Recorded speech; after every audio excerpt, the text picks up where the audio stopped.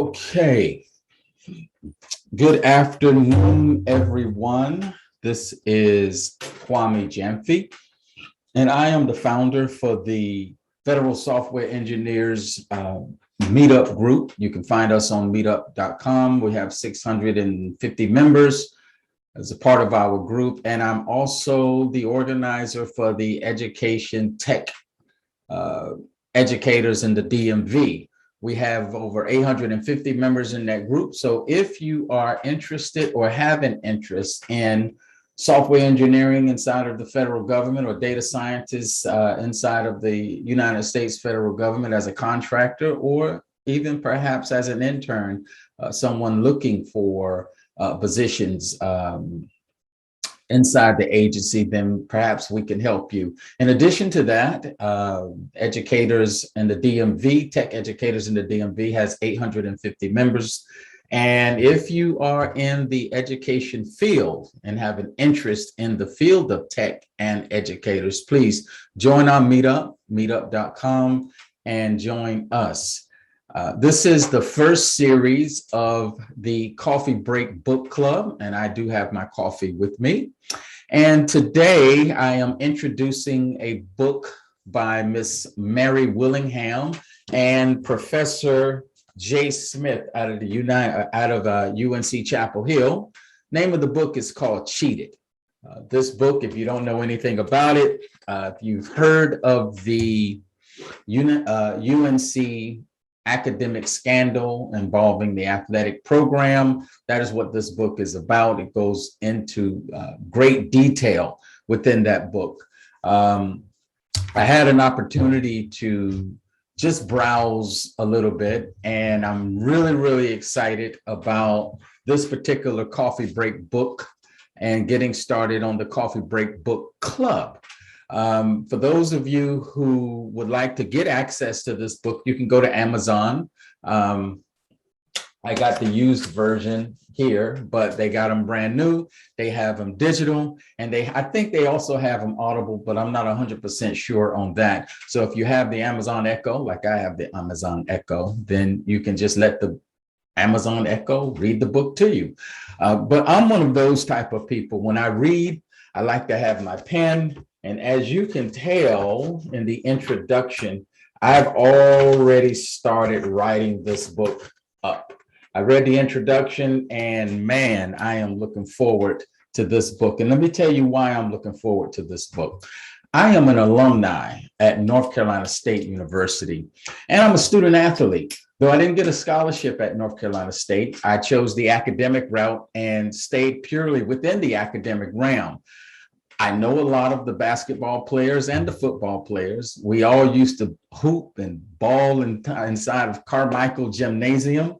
For those of you that don't know, NC State and UNC Chapel Hill are some of the best rivalries that you'll ever find in the sports realm. That also includes Duke University, because we're all within a 45-mile area within that Raleigh Research Triangle Park area.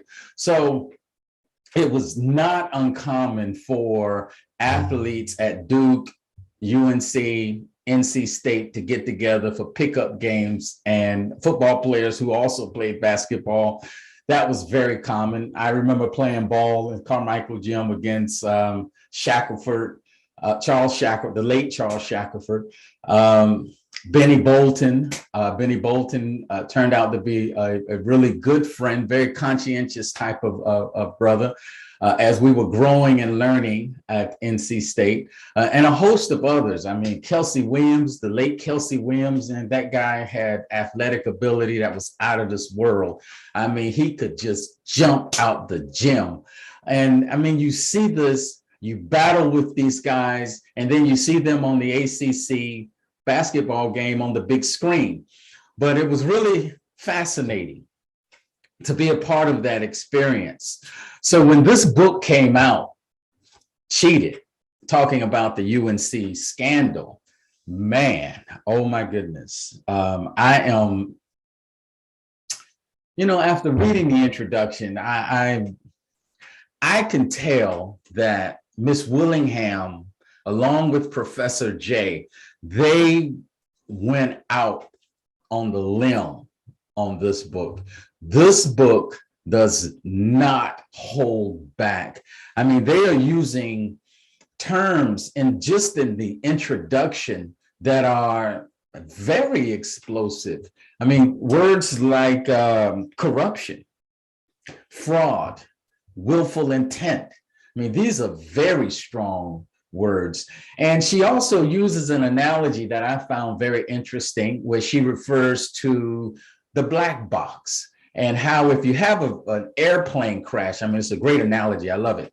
If you have an airplane crash, the first thing investigators do is they look for the black box so that they can analyze exactly what happened in order to prevent another failure. Well, her analogy was the black box was the academic records of all of the athletes. That black box will tell you what classes they're taking, the hits, the misses, and whatnot.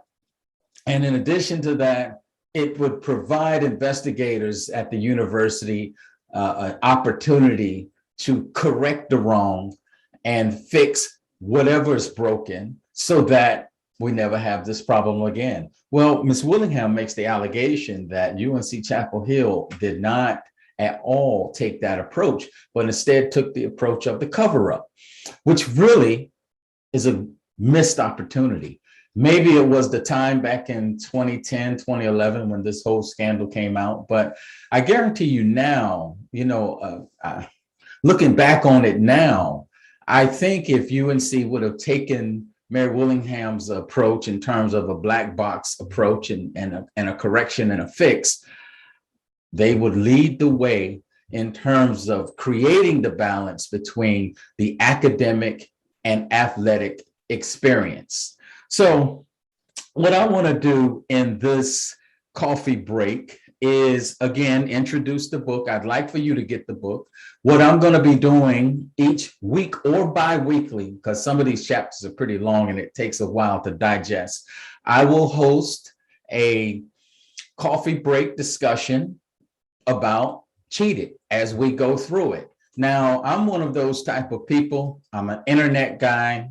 And if you're an internet person, you just don't have the time that, ordinarily before the internet, we used to have the time. We could sit down, have a coffee, read a book. It's not like that now. So what I'm going to do is digest these chapters in 2 minutes or less, post them on the video stream, send out the link. So anyone that wants to follow us on this journey of going through the book, all you have to do is just go to www.mightycardinals.com and click on join us. And then once we have your name and email, anytime I'm posting these videos and giving you an update, you will get the latest link. So with that being said, I think that a book like this has to be analyzed, not from a scandalous approach. My approach here, especially being from North Carolina State, is not to call out UNC Chapel Hill athletic program. This is a problem that is nationwide. There's so many areas that we can go into, but I just want to keep the focus purely on academic and the student experience solely. That's going to be difficult to do because there is a K through 12 experience. The book doesn't go into K through 12. It pretty much deals exclusively with the student athletic experience at UNC Chapel Hill. But you can take the same UNC experience and link that at Notre Dame, at North Carolina State, at Syracuse. Now, the MightyCardinals.com film project is a film project I'm working with various advisors. Coach Benji Taylor out of Tuskegee University, very close friend of mine. We grew up together. We played high school basketball together. He went to the University of Richmond. I went to North Carolina State. Of course, he went on a basketball scholarship. I did not go on a basketball scholarship. But he and I are collaborating on this project and on this venture. And he is acting also as an advisor so that we can really lay out a foundation for a fix and an analysis on the student athlete experience. It is my belief that through the film project, mightycardinals.com, an inconvenient truth about the student athlete experience, it's my belief that we have to actually look at the K through 12 experience. You just can't take a group, a segment of college kids, drop them off at the university and assume that all is well. There is a K through 12 experience that has to be analyzed.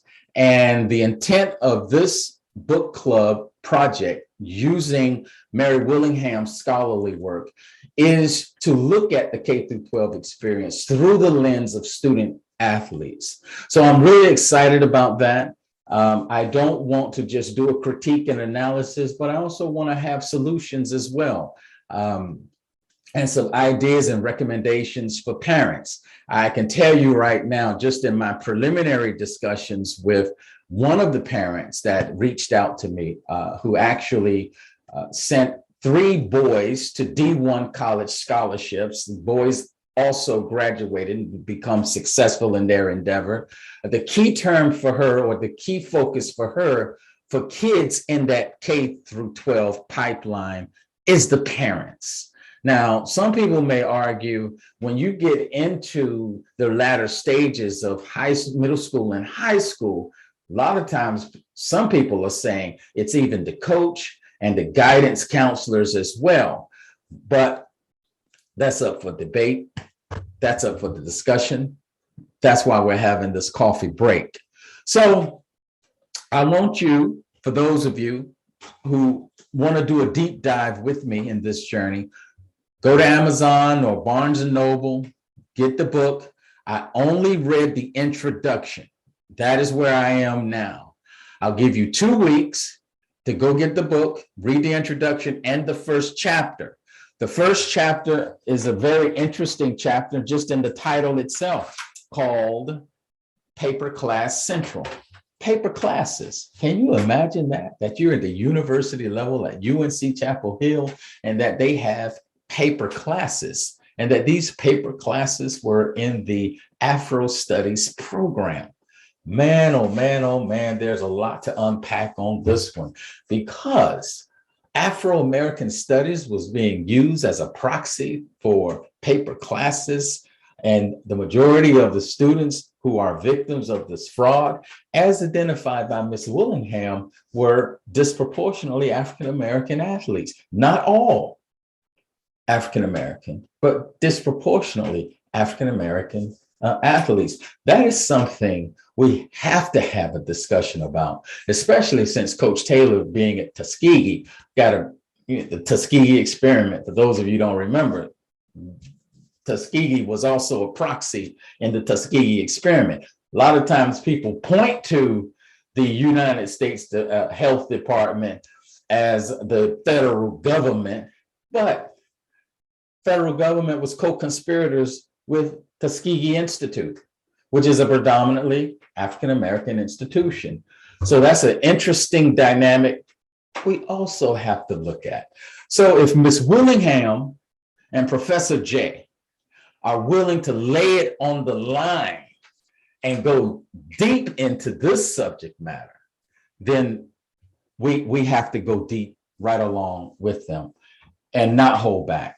Because ultimately the goal here is to help young people who are in that K through 12 pipeline avoid the traps that a lot of the victims identified in the book Cheated, so that these young people don't fall into those same traps. So we're analyzing, and we'll discuss and talk solutions at the end of this journey. I project that the book should be completed within 6 to 10 weeks of reading. And perhaps for those of you who are not going to buy the book and actually read the whole book, don't worry. I'm pretty thorough in my analysis. And if you want to just tune in and watch the video for 2 minutes, you can do that. Or if you want to watch the whole thing, then you need an account on mightycardinals.com. You need to log in and you can actually see the whole video. So I'm excited about this and I'm looking forward to this. And this is really my first book club, though I love to read. I don't know why I haven't done this thing before. But in closing on this issue, there are things that we have to discuss and kind of think about in terms of long term. The Supreme Court just recently issued a case where NCAA was arguing that athletes at the university level should not be paid or compensated. Well, the Supreme Court overruled them so that now you have young athletes who can use their own likeness to procure different type of financial contracts and arrangements. Here's what that means. If I am a defensive guard at Duke University and the local Cadillac dealership wants me to walk around with the hat, Cadillac, Durham, North Carolina, or whatever, and I get paid for that, that now is not an NCAA violation. So Pandora's box has opened wide up in terms of opportunities. So there are going to be some hits in terms of the exploitation, the boosters, the money. Oh man, this thing is going to get interesting. I have no idea where this is going. So a film project like this is even more critical because you want to give parents a foundation so that they can make better choices for their young, gifted student athlete that's coming up. Now, I have an opinion. It's just my own opinion. For me, there's no such thing as student athlete. It's all student for me. That's just my opinion. Now, I might have a student that play athletics, but there is no balance in that in terms of student athlete. He is a student or she is a student, period. That's how I see it. I don't believe in the carrot stick mindset, whereas at age 4, parents are giving their child a soccer ball or a tennis racket or a basketball. What would happen if we gave a 4-year-old, 5-year-old a science book or a language arts book, and they started learning different languages at a very early age, whether it be French, whether it be Mandarin, whether it be Twi or Yoruba or what have you. At age 4, age 5, it changes the whole scope of the paradigm shift in preparation of a type of global world that we're living in. That's just my personal opinion. You may have your own opinion, and that is fine. I am not here to knock you on that. The other thing, this is the last point that I want to make. You know, this introduction, it's really interesting, this introduction. It makes me wonder, is this a civil rights case? I mean, the book reads like some legal brief, actually, in the introduction. You start to wonder, is this a contract case? Gross negligence contract wise or a civil rights case involving young men of color? I don't know. I don't know. But, you know, Department of Education have a civil rights division. I do not believe that Mary Willingham filed a civil rights case at the Department of Education. Had she done that, man, that would have been something. Because you're talking about federal dollars and civil rights violations. Now, let me say this. Sometimes when you get into the color thing, it distracts a lot of people. because they think civil rights is an exclusive African-American issue. It is not. It's a human issue, actually. Civil rights and the civil rights struggle has opened the door for everybody. Everyone. African-Americans have a legacy of fighting civil rights and being a trailblazer in this area. I'm just thinking, though, if Mary Willingham had filed a civil rights case, that would have been very interesting, because I'd love that seeing the findings. Instead of filing it with the NCAA, who has, it's a private organization, has oversight regulating the colleges, et cetera, et cetera. But if you make it a federal case, let me kind of throw out some resolutions here. Here's what could have happened. And I'm not a lawyer, so if the lawyers want to chime in, you're more than welcome. But I think it's an interesting point. Let's say, for example, some of the preliminary readings that I've done in the book, a kid graduates. let me not say graduate. A kid has enough credits to graduate, but his GPA is below the threshold. So he has enough credits and he walks away from the institution without a degree. Now, if it becomes systemic, where you have a large number of kids that are doing the same thing at that institution, then is there an educational compensation fund that would allow that adult man who walked away from the university to come back to the university free of charge, because there's an educational fund set up for him to cover tuition, to cover books, so that he can fulfill his obligation on the contract of finishing school? See that? See, if it's a federal case, it makes it really interesting. But it's not a federal case. It went to the NCAA. And for those of you who don't know, the NCAA found no wrongdoing. Ms. Willingham said that they used this narrative. I'm paraphrasing. I don't have the narrative right in front of me, but they used the narrative that this is an academic issue. It's not an athletic issue. Therefore, NCAA has no jurisdiction. That was the ruling. Now, to be fair, I have not read from A to Z that ruling. I do have it, and I have it posted on the internet so that you can download it and read it yourself as we journey through this experience through Professor J and Ms. Willingham through their book, Cheated. But we'll definitely get there. And I'm looking forward to getting there. But right now, it's just like, if you'd have filed with the Department of Education, U.S. Department of Education, Civil Rights Division, that would have been an interesting case. Anyway, join me for my coffee break book club, where we can take a deep dive to various books, various experiences, so that we can learn and grow together in this COVID-19 world, virtual world that we're living in. Thank you. Look forward to hearing from you. Join us, www.mightycardinals.com.